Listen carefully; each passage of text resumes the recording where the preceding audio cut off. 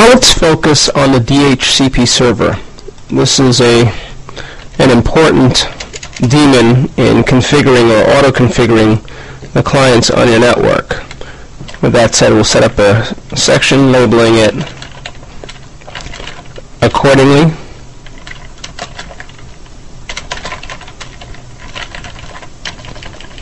And that's the Dynamic Host Configuration Protocol daemon.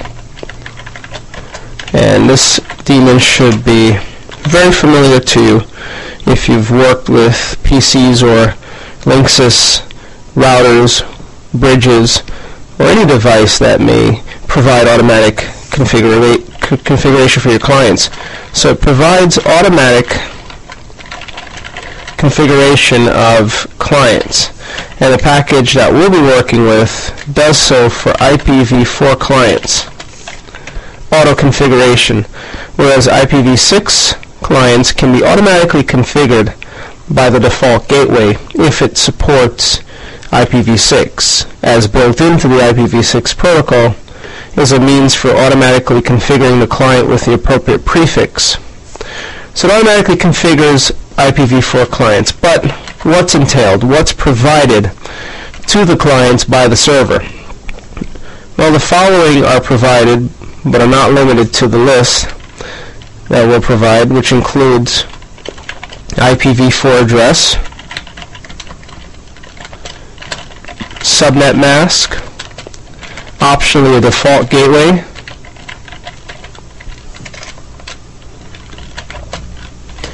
DNS servers, NTP or time servers, WINS or Windows Internet Name servers or Microsoft WINS servers,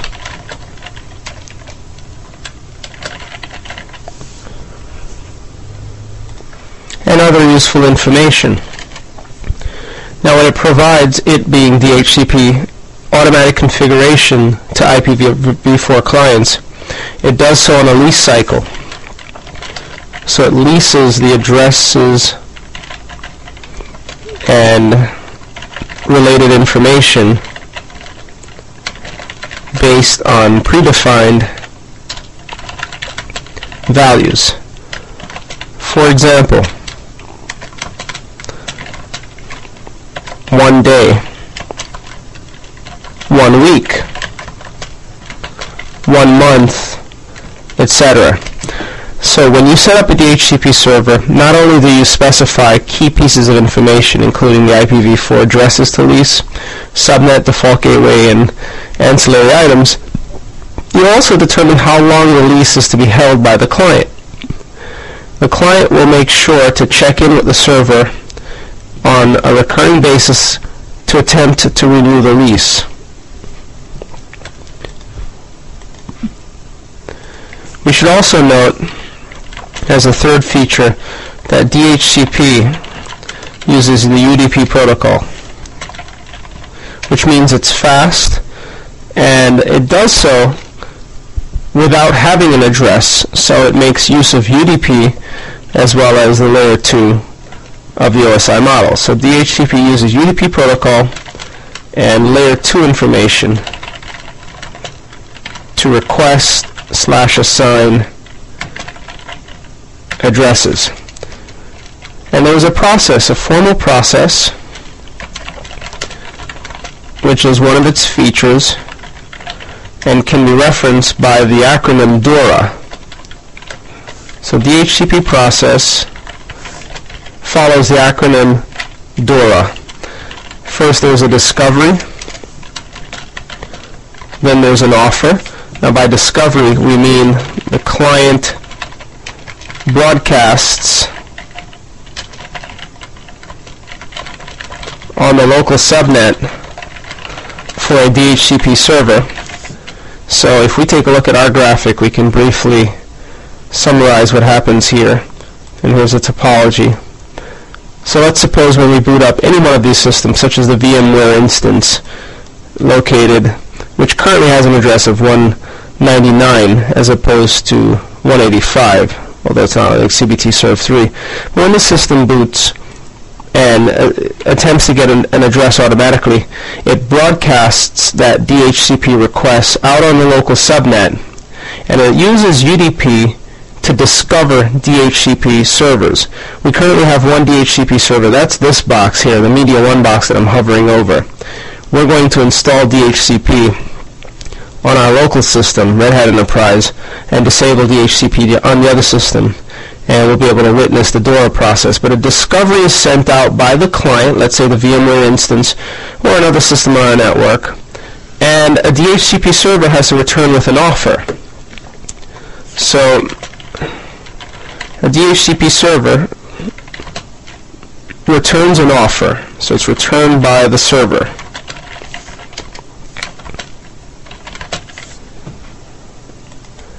Now the offer that's returned is an offer to service the client.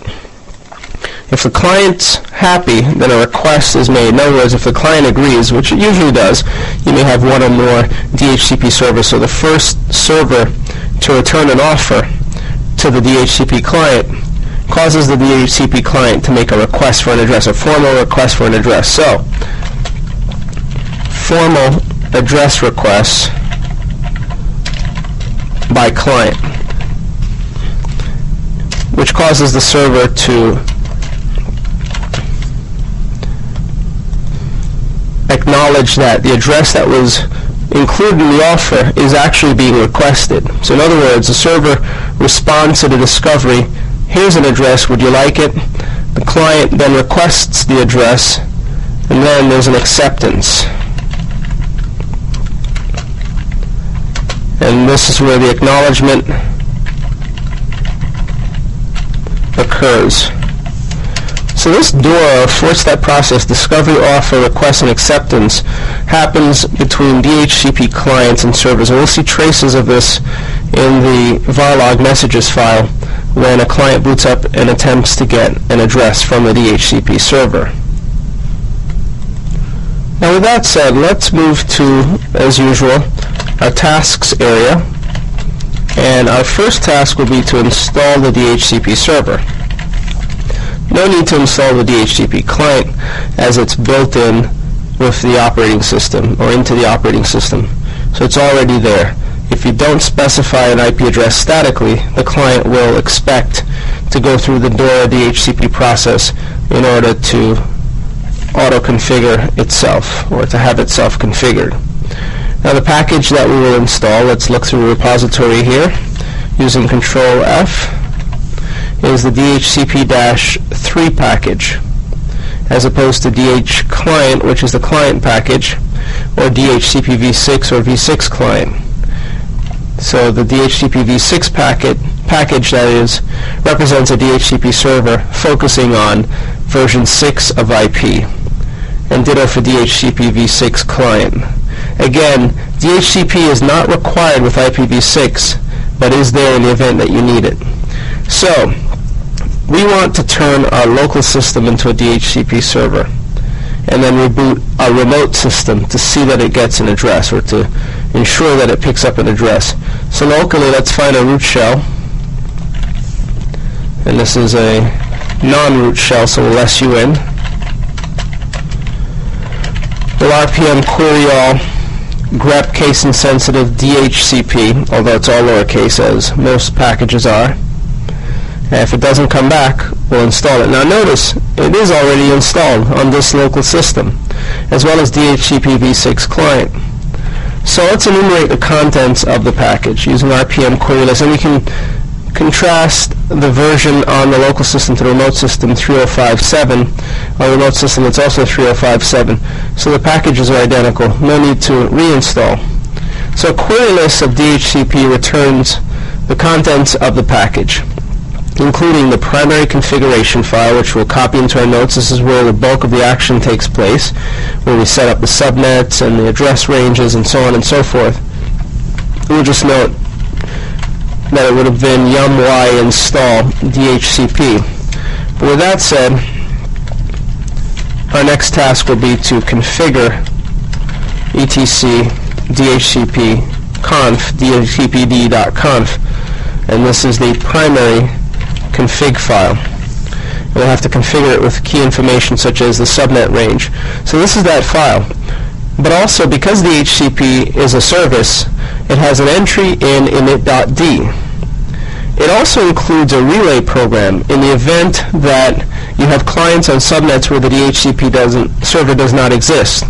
So let's look at our graphic to give you an example. For example, in the DMZ subnet, if we did not have a DHCP server, supposing the Cisco router did not pose as a DHCP server, we could have a Linux instance in the DHCP, in the DMZ zone that is running the DHCP relay program to relay requests into the main subnet where the DHCP server resides. And it handles the forwarding of those packets for the DHCP clients on a remote subnet. Because by default, routers do not forward DHCP requests. Cisco routers can be configured to forward DHCP requests, but in the event that you don't have the type of router which can forward those requests for you, you'll want to install the DHC relay program. It is included with DHCP. There's a sysconfig entry for DHCPD, which we could take a brief look at, which contains general startup information for which there are none, DHCP arguments. There's also a program, OM shell, which allows you to configure DHCPD while it's running. The primary binary itself for DHCP, the daemon that is, the primary binary for the relay program, and as usual, documentation. And we should also note that DHCP maintains a leases file. This is where it records its database of leases. It records those leases in this file beneath varlive DHCPD, and it's able to determine what it's leased out as a consequence. So let's just note that. Note DHCPD records leases in the following file,